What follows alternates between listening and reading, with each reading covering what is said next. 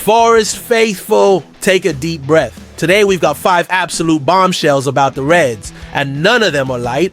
There's a potentially catastrophic transfer mistake brewing in the boardroom. A high-stakes court battle that could cost us £15 million, a risky financial gamble that's got experts worried, a £20 million raid on a championship rival, and an ambitious pursuit of a Serie A star that's heating up fast. The first one involves our midfield maestro, and a decision that could haunt us all season long. We're talking about a player who's been the heartbeat of our resurgence, but the club are considering a move that could destroy everything we've built. The second story? A legal drama unfolding in Swiss courtrooms that determines whether we're playing against European giants or settling for third-tier obscurity. The financial implications alone are staggering. Then there's our owners taking out a massive £80 million loan that has finance experts raising serious eyebrows and warning about potential disasters. We're talking about interest payments that could cripple the club if things go wrong, secured against the very ground we call home. It's either genius-level financial planning or a catastrophic gamble with our future. Following that, there's a cheeky bid brewing for a left back who's torn apart defenses for 2 straight seasons in the championship. This lad has been absolutely sensational, providing more assists than most wingers, and he could be the missing piece in Nuno's tactical puzzle. But his current club are desperate to keep him, and the price tag is getting ridiculous. Finally, a Serie A superstar who's caught between 3 massive clubs, with Forest ready to blow our transfer record to pieces to secure his signature. We're talking about outbidding European champions and going head-to-head with clubs that can offer Champions League football. Each story gets more intense than the last, and by the end, you'll understand exactly why this transfer window could define our entire future. We're talking Champions League dreams versus Conference League reality, financial masterstrokes versus potential disasters, and transfer coups versus catastrophic mistakes that could haunt us for years. The boardroom decisions being made right now will echo through the corridors of the city ground for decades to come. Some will call Evangelos Marinakis a visionary genius. Others might label him dangerously reckless. The difference between success and failure has never been finer, and the stakes have never been higher. Now tell me, do you think Marinakis has got this all under control? Or are we watching the city ground empire crumble before our eyes? Because what happens next could determine whether we're dining at Europe's top table or fighting for survival once again. Drop your thoughts in the comments and smash that like button, because the first revelation involves one of our most important players, and it could change everything for the rest of the season. This isn't just about one transfer. It's about the very soul of our squad. He's been the heartbeat of our midfield resurgence, the driving force behind our European qualification, the unsung hero of our best Premier League campaign in decades. But something's gone badly wrong behind the scenes.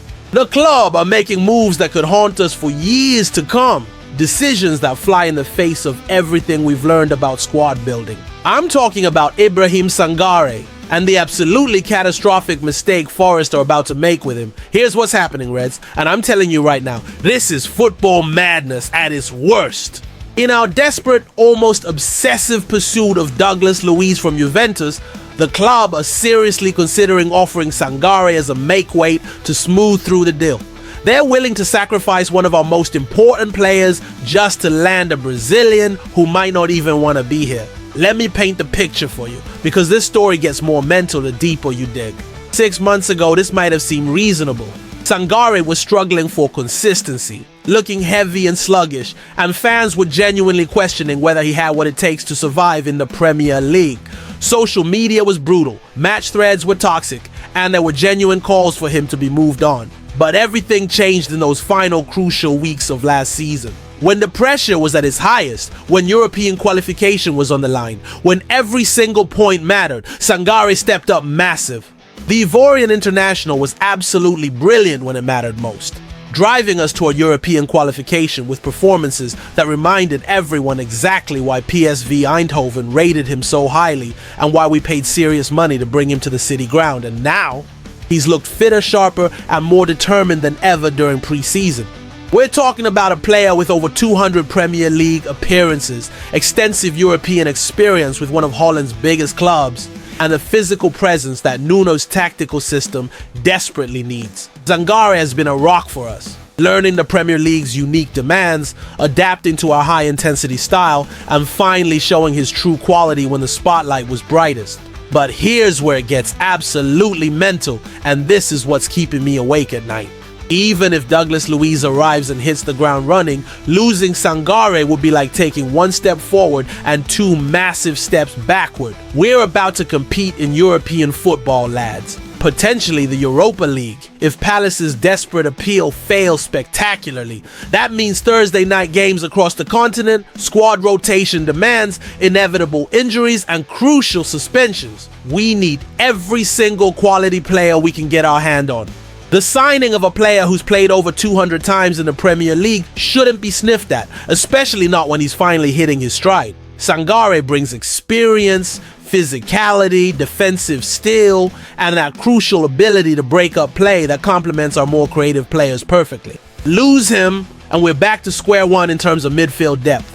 Back to the same old problems that nearly got us relegated in the first place. This absolutely reeks of the same catastrophic mistakes we made in previous transfer windows. Panic buying and panic selling without any thought for the bigger picture, without any consideration for squad balance or long-term planning. We finally built something solid, something sustainable, something that can compete at the highest level. Why on earth would we throw it all away for one shiny new signing who might not even fit our system? If you were running this football club, would you sacrifice Sangare to get Luis, or would you keep both players and strengthen the squad properly? Because right now it feels like we're about to repeat the exact same errors that nearly destroyed us in the first place. Let me know in the comments what you think about this potential disaster, because honestly, I'm genuinely worried about where this leads us. And brace yourself for what's coming next. Because the next story involves a legal battle that could cost us a fortune and determine our entire European future. The stakes couldn't be higher, the tension is unbearable, and our entire European future hangs in the balance by the thinnest of legal threads. £15 million, continental prestige, global exposure, and our entire transfer strategy could disappear with one devastating court decision. I'm talking about Crystal Palace's desperate last-ditch court appeal, and Steve Parish's genuinely worrying update from yesterday's tribunal hearing. Here's the situation that's got every Forest fan on edge. Reds. Palace are fighting tooth and nail, throwing everything they've got at overturning UEFA's decision that promoted us to the Europa League after their multi-club ownership breach. Their owner, Steve Parish, was physically in that Swiss courtroom yesterday, battling for their European future, and his comments afterwards should have every single red paying close attention to every single word. Parish admitted he's finding it hard to be confident about their case, calling the whole situation dystopian and clearly struggling to maintain his usual bullish optimism. Now, that's not exactly the confident, aggressive tone Palace fans were expecting, especially after months and months of Parish banging the drum about UEFA corruption, unfair treatment, and guaranteed victory. The man who's been absolutely certain they'd easily win this appeal suddenly sounds like someone who's seen the writing on the wall in big, bold letters. But here's what makes this whole drama even more fascinating and potentially decisive. Football governance experts have been absolutely demolishing Palace's arguments in the media, particularly their desperate claims that we somehow received special treatment from UEFA that they were unfairly denied. Stefan Borson, one of the most respected and knowledgeable voices in football finance, completely destroyed their case on TalkSport with surgical precision. According to the bombshell documents that emerged during the hearing, we did absolutely nothing wrong whatsoever. We were able to extend the crucial compliance deadline from March 1st to April 29th with UEFA's full consent and complete transparency. Palace! They didn't even bother asking for the same treatment because they claimed they weren't aware it was possible. That's not our fault. That's their administrative incompetence and legal negligence, pure and simple. The financial difference between these competitions is absolutely staggering and life-changing for a club like ours. Europa League participation could net us up to £30 million in prize money, television revenue, and commercial opportunities. The Conference League? We're looking at around 15 million maximum, and that's if we go all the way to the final. That's a £15 million swing that could completely transform our entire transfer strategy and long-term planning. And it's not just about the immediate money, it's about prestige, player attraction, global exposure, and proving we belong at European football's top table. Europa League football means Thursday nights against massive European clubs, chances to test ourselves against Serie A giants, Bundesliga powerhouses, and La Liga legends. Conference League means awkward trips to Norway, confusing fixtures against teams our fans have never heard of, and the constant feeling that we're settling for second best. What's really telling, and this shows you everything about their confidence levels, is that Palace have already posted about the Conference League draw on social media before quickly deleting it in embarrassment. Even their own media team seems to know which way this legal wind is blowing. Their entire appeal feels increasingly desperate, clutching at legal straws, hoping that vague accusations of UEFA bias might somehow stick in court. The official verdict comes this Monday, and honestly, based on Parish's downbeat, almost defeated tone and the brutal analysis from legal experts, it sounds like we're keeping our Europa League spot. Palace can cry about unfair treatment and conspiracy theories all they want, but the facts are crystal clear. They missed the deadline, we didn't, and that's the end of the story. Do you think Palace deserve another chance after their own mistakes, or should they accept the consequences of their administrative failures? Drop your honest thoughts below, because this affects everything. And hold tight for what's coming next, because the next revelation involves a financial gamble that's got experts seriously worried about our long-term future. The numbers are absolutely eye-watering, the risks are even bigger, and the potential consequences could be catastrophic if this gamble goes wrong. Behind the scenes, while we've all been celebrating brilliant new signings and crucial contract renewals, the club have made a massive financial move that's got industry experts raising serious red flags and alarm bells. I'm talking about our enormous £80 million loan and the genuine disaster that awaits us if things spiral out of control. Here's the story that should worry every single Forest fan. Reds! Nottingham Forest have taken out an absolutely massive £80 million loan from Apollo Management, a giant New York-based investment firm with tentacles reaching into football clubs worldwide. On the surface, it looks like smart, sophisticated business, refinancing existing debt at supposedly better rates and giving us extra spending power for this crucial transfer window. But dig deeper into the details and the picture becomes much more complicated and genuinely frightening. The interest rate, 8.75% annually. That means we're paying £7 million every single year just in interest payments alone. £7 million! That's more than we paid for some of our most important players, more than most championship clubs spend on their entire squads. It's secured against the city ground itself and our future broadcasting payments, which means if things go badly wrong, we could literally lose everything that matters. Football finance expert Dan Plumley broke down exactly why this should terrify every Forest supporter who cares about the club's long-term survival.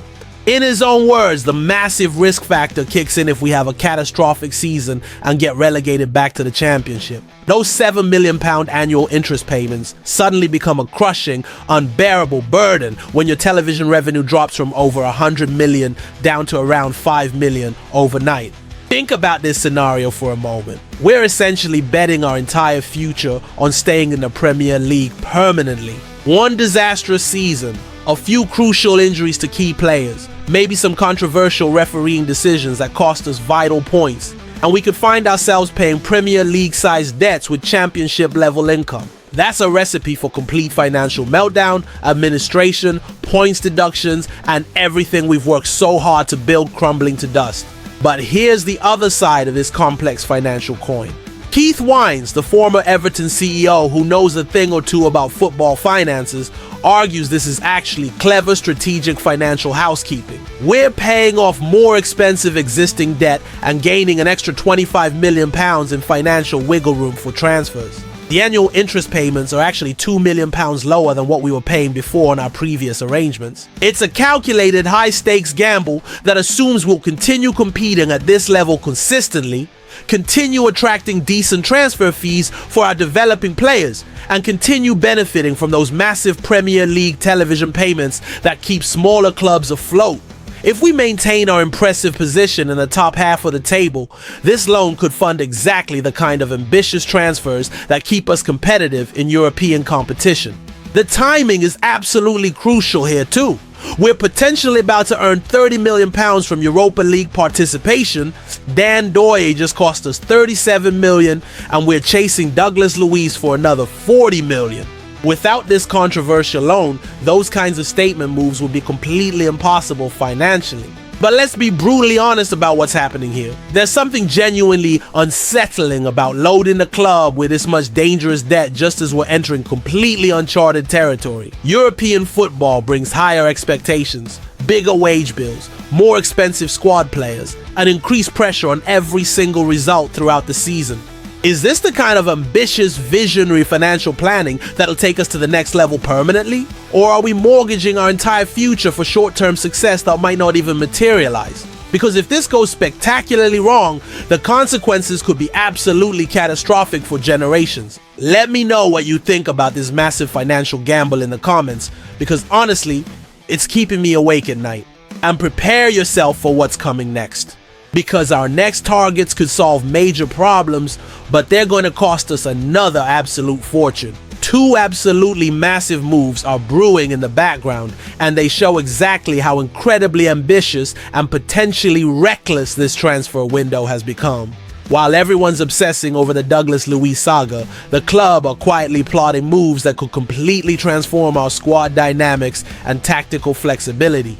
I'm talking about Ipswich's sensational Leif Davis and AC Milan's coveted Yunus Musa, and both deals are heating up fast with serious money on the table.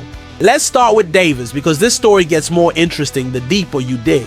The 25-year-old left-back has been absolutely sensational, genuinely world-class over the past 2 seasons, providing an incredible 32 assists during Ipswich's remarkable back-to-back promotions from League One to the Premier League.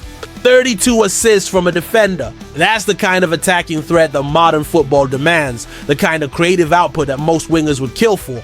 And it's exactly what Nuno's tactical system desperately needs. But here's the massive problem we're facing. Ipswich are absolutely desperate to keep him at all costs. Davis is literally their only fit left back after Connor Townsend suffered a devastating ACL injury during their final preseason game. They've already been forced to lose crucial players like reliable defender Axel Tuanzebe to Burnley, influential captain Sam Morsy to Kuwait, and top scorer Liam Delap to Chelsea for $30 million. Losing Davis as well would leave them completely exposed in the most crucial defensive position. However, Forest can offer something Ipswich simply cannot match: genuine European football and significantly bigger wages that reflect Premier League ambitions. The question is whether that's enough to turn Davis's head completely and convince Ipswich's stubborn hierarchy to sell their most valuable asset. Current market estimates suggest he'd cost upwards of £20 million, which shows just how highly rated this lad is throughout the football pyramid. Think carefully about our current left-back situation and the demands of European competition. Nico Williams has done brilliantly for us, absolutely no complaints there, but European football means constant squad rotation, inevitable injuries, and the desperate need for genuine competition in every position. Davis would provide that crucial attacking thrust from deep positions that could unlock stubborn defenses, especially in European competition, where space is at an absolute premium. Now Yunus Musa. This pursuit is getting really interesting and potentially explosive. The AC Milan midfielder is being pursued aggressively by 3 major clubs: US Serie A champions Napoli and potentially other European giants lurking in the background. Sky Sport Italia reports we're ready to offer €30 million for the former Arsenal and Valencia star. And here's the absolutely crucial detail. We've already beaten Napoli once this summer, when we dramatically signed Dan and Doye from under their noses. Musa brings something completely different to our midfield dynamics. He's technically gifted, supremely comfortable on the ball under pressure, and has that invaluable Serie A experience that could prove crucial in European competition against sophisticated opponents. The American international fits perfectly into Nuno's demanding tactical system, offering both creativity and tireless work rate in equal measure. But Napoli won't give up easily this time. They're the reigning Serie A champions. They can offer Champions League football against Europe's elite, and reports suggest Musa himself actually prefers a romantic move to Naples over joining us. However, we can outbid them financially without breaking stride, and sometimes raw financial power is what matters most in modern football's brutal marketplace. The fascinating subplot here is how these ambitious signings fit into our broader strategic vision. Davis would solve our left-back depth issues permanently, Musa would add genuine midfield creativity and European experience, and both moves demonstrate we're thinking far beyond just the first 11. This isn't panic buying or scattergun recruitment, it's systematic intelligent squad building. But here's what genuinely worries me about this spending spree. Between Douglas Luiz, these two potential signings, and the players we've already brought in this summer, we're looking at absolutely massive expenditure that could cripple us. Add in that controversial £80 million loan we discussed earlier, and the financial pressure is mounting rapidly to dangerous levels. Are these the kinds of strategic, intelligent signings that'll establish us permanently as a European force? Or are we spending recklessly beyond our means and setting ourselves up for financial trouble? Because at some point, all this massive investment has to pay off spectacularly on the pitch. Both Davis and Musa would improve our squad significantly, but they also represent the kind of enormous financial commitment that could define our next several seasons. Success!